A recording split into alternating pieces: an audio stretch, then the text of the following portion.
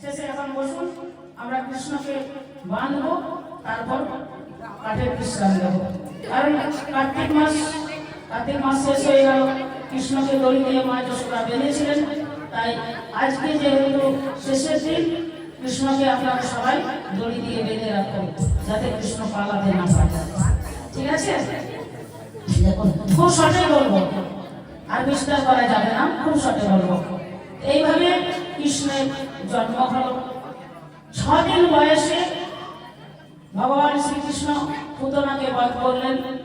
তারপর অঘাসুর, বৎসাসুর, ধেনুকাসুর, তৃণাবর্ষ সবকে বধ করে ভগবানের 6 মাস যখন বয়স হলো, তখন ভগবানের নামকরণ হলো।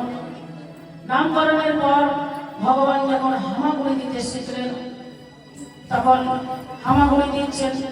হামাগুড়ি দিতে দিতে কি করেছেন না, নন্দ বাবার তো নবলক্ষ ধেনু, তো নবলক্ষ ধেনুর তাহলে কতগুলো বাছুর হতে পারে ভাবো। তো বাছুরগুলো ওখানে বাঁধা আছে। কারণ গোপাল কি করেছেন, ওই হামাগুড়ি দিয়ে যেতে যেতে গিয়ে একটা বাছুরের লেজ টেনে ধরেছে। যেই বাছুরের লেজটা টেনে ধরেছে, এখন বাছুর দিয়েছে তো গোপাল